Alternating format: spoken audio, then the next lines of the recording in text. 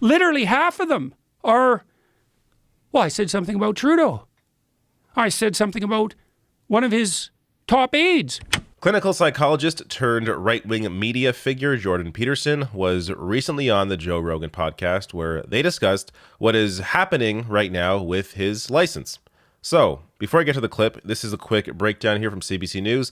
The College of Psychologists of Ontario, which is the regulatory body for psychologists in Ontario, has ordered Peterson, who has gained international fame for his best-selling self-help books and lectures, to undergo a media training program, saying some of his tweets may be degrading the profession and even raise questions about his abilities as a psychologist. So, I'm going to get to some of those complaints, be very specific about them before or after I show the Peterson clip here. And I'm going to say, the conclusion here isn't as clear as it may appear to be. So, before I get to all of that and the conclusion, let me first here get to Peterson on Joe Rogan's podcast. I'm going to play a couple of clips here that summarize what is going on. So we decided to have this conversation because of what's going on with you in Canada. Oh, yeah. And that your clinical psychology license is in jeopardy because you have opinions about politics that they disagree with, which is a very dangerous and bizarre turn of events. Well, it's your fault, actually. You know, I told you, I think, a week or so ago when we talked about this. Okay, so let me give you some background here. So I want to know how it's my fault. I will. I'll tell you. A lot of things are your fault, as it turns out. Oh, so, no. Yeah. So the College of Psychologists has basically levied what are equivalent to about 13 lawsuits against me simultaneously. Now, the reason I call them lawsuits is because they're actions undertaken on behalf of a complainant. Now, the complainant can be anyone anywhere in the world who complains about me for any reason. They don't have to be former clients. They don't even have to be anybody I've ever met. They don't even have to have met anybody I've ever met. So, you know... So it could be someone online. Well, it is. All this is pretty much... All these complaints are someone online. You know, and it's so preposterous because I have 20 million people following me on social media. You know, and God only knows how many views of my videos, for example, or the interviews you and I have done. It's tens of millions. And like, how many people complained? 20? Literally half of them are, well, I said something about Trudeau. I said something about one of his top aides. I said something about Jacinda Ardern. I said something about an Ottawa city councillor in relationship to the trucker convoy. You know, I said something about climate. Every single one of the complaints is political. All right, so that's not exactly true. I'm going to get to the specifics around the complaints. That said, there is a debate worth having here around what this should mean for your clinical license. So to be clear, he's not potentially getting his, degree revoked or anything. It's his clinical license. He no longer has a private practice. He suspended it back in 2017. He hasn't gone back since. He's making an estimated, millions upon millions with the Daily Wire, considering what they just offered Steven Crowder, $50 million over 4 years. So you can bet Peterson's making some good money there. It's very unlikely he's going to go back to an actual practice and have actual patients. So this is really about, should he be able to hold a clinical license with the kinds of public statements that he is making, even if he doesn't have a private practice. So just to be clear on that, this from CBC, Peterson gave up his clinical practice when he gained a global profile, but he said he doesn't want to give up his license. Quote, "I deserve it. I earned it. I haven't done anything to justify suspending it, and I don't want to give the hyenas their bones." So, look, I understand where he's coming from, even though I do tend to think this is more about media attention for him as opposed to him actually needing this clinical license, because again, he doesn't need it. He doesn't have a practice. But still, based on, the principle of it, from his position, with his mindset with his position on the issue, I can understand wanting to still have your clinical license even if you're not going to use it. Now, he also went on Twitter to say, to clarify, it's been decided I either submit to social media communication retraining or face a disciplinary hearing and possible suspension of my clinical license and the right to represent myself as a psychologist. So, I mean, this is so base. Like, this is nothing. They aren't. They're giving him a bone here. They're saying, hey, despite all of the garbage that you've said publicly, and I'm going to get to examples, despite all of that, all you have to do is take some basic social media communication course, and then you can keep your license. I think his real position here, and he understands this wouldn't be an issue. It's whatever. But the real issue for him is that he doesn't want to change the way he acts online, because as part of his contract with the Daily Wire, he has to be this ridiculous person to continue being relevant. So if he takes this course and then just keeps doing what he's doing, then he's likely at that point going to face an actual revoking of his license, which he may anyways, if he doesn't take this course. So it's all just like, in any other situation, this would not be a big deal. This is like a slap on the wrist. Just take a basic training course, and he won't even do that. But again, we're going to get to the debate around should he even be asked to do this. So in a statement to Global News, the CPO said the college is not authorized to discuss this matter as per the confidentiality provisions of Section 36 of Ontario's Regulated Health Professions Act 1991. So they have not publicly said what the complaints are, but they came out, so I'm going to get to them.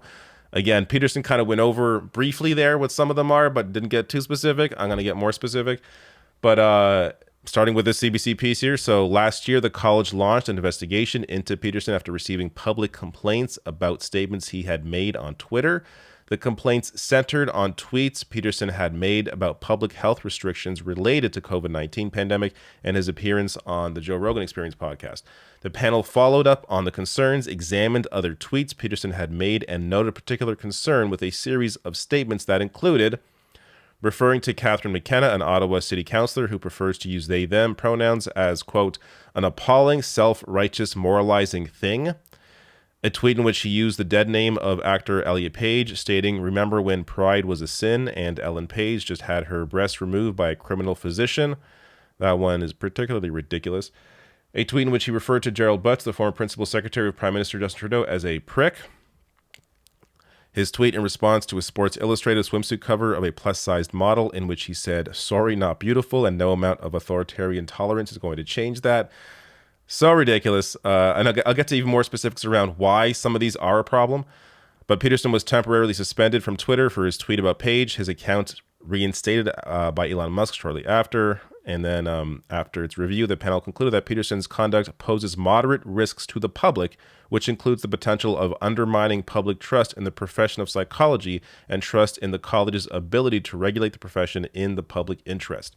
So their position here is that, yes, even though he doesn't have a practice, this doesn't have to do with any sort of patient of his, it's still the way that others may view the profession, and particularly as it relates to Ontario, globally, seeing Peterson's behavior online, that undermines them as a regulatory body and as professions in that space, because Jordan Peterson is one of them. So basically saying he makes us look bad, undermining all of us, and that is why, at the very least, we were asking him to take this retraining course. Now, let's get to some specifics around some of this stuff, because there was one not even mentioned here, including this one. So Rachel Gilmore, reporter, breaks all this down here. Jordan Peterson uploaded a document with screenshots of the complaints made against him to the College of Psychologists. The first allegation is that he, a licensed psychologist, made a joke about suicide directed at someone on Twitter. Here's what else it shows. So this joke is here. So this person is talking about based on the record of human behavior, we are already overpopulating the small world. So this person's complaining about overpopulation. And then Peterson replies saying, you're free to leave at any point. I mean, it's probably not the right thing for a psychologist to say, but it's kind of it's a joke. This one I wouldn't take too seriously personally. This one here, a tweet from Peterson during the Freedom Convoy when he opined Children's Aid didn't need to get involved.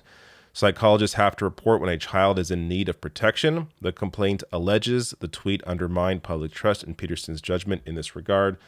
So basically, this was around the Freedom Convoy when children were spotted there in situations that were not healthy for them to be in. And here they are, the police saying, maybe we should, we're considering having to remove children from this area. And Peterson's basically questioning that. So, this is an area outside of his profession, and I can understand why other psychologists may be bothered by statements like this. This one here, there are also notes from an interesting conversation that appears to be between a licensed psychologist, name redacted, and a case manager at the College of Psychologists. In it, the caller says that if they did 1/10 of what Peterson has, people would be all over me. So this goes against the idea that Peterson is somehow being targeted because he's a public figure. This person here is saying, in fact, it's the opposite. Because Peterson is a public figure, that this regulatory body is afraid of the backlash, which is why it's taken them this long to actually address this. And this person saying if they had done, 1/10 of this, they would already be dealt with. So, I think there is a fair argument to be made there. That said, Peterson's profile is, I think, the reason why a lot of these tweets, a lot of these public positions and this behavior is a problem to begin with. This one as well. So more around this Sports Illustrated cover. So Jordan Peterson's tweet about a plus-size swimsuit model who he called not beautiful, then shared clinical studies to claim overweight people aren't attractive. A complaint said it's dangerous for a psychologist to say this given the prevalence of eating disorders in Canada. I think this is a fair point here. Again, you have to remember that Peterson is a psychologist. Just whether or not he is practicing or not, he uses the fact that he's a clinical psychologist as part of, his resume. So to openly discuss that, how you are this professional, utilize that to enrich your platform, and then make statements like this, yes, this can definitely be seen as an issue. This as well. So there are many complaints about statements Peterson has made about trans folks. So yes, there's countless of these. Complaints are raising concerns about the possibility that he could treat someone who is trans. Here's a sample along with a screenshot. So again, I linked to all of my sources below the video. You can read through all this if you want. But the only thing I would address here or mention is that he isn't treating anybody, and he's unlikely to. So the question is, should you still remove the license even if that person doesn't have a practice? I think it's fair to say yes, because they could. But it is a question worth bringing up. And why would anybody who is trans go to Jordan Peterson? I don't think but still, within the profession, you don't want someone like this as part of, as one of your members. I totally understand that. And just the too long didn't read, Jordan Peterson has made explosive allegations he's being re-educated for political views, but the screenshots paint a very different picture, one of concern he might harm the mental health of the people he tweets at or about. What do you think? So, a few last points here, because he is, of course, pushing back against this.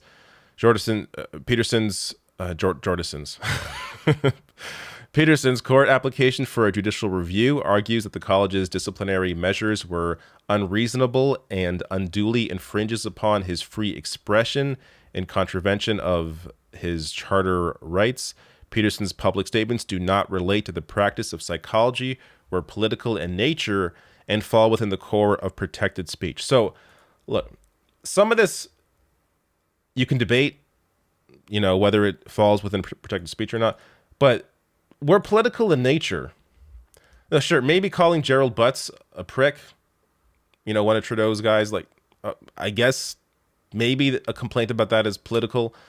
But when it comes to your comments about overweight people and saying how they're not beautiful, just stuff that is just so absolutely ridiculous, especially as a psychologist that should be aware of eating disorders, not to mention his countless inflammatory remarks about trans people. I mean, there is stuff in there that is not political. It's simply about human rights and human decency. Human rights, human decency is not political by nature. They're just human rights, human decency. So to call that political is absurd. They go on to say another freedom of expression expert says the case raises questions about the reach of public regulatory bodies. So I think this is a fair debate to have. Richard Moon, a University of Windsor law professor, said the college's actions raise some difficult questions about the scope of authority of a professional body to oversee the speech of an individual member of the profession. Quote, when it's outside the scope of the immediate professional relationship, what kind of limits are acceptable or justified to ensure that somebody behaves in a professional way and doesn't bring the profession into dispute in some way, in disrepute in some way.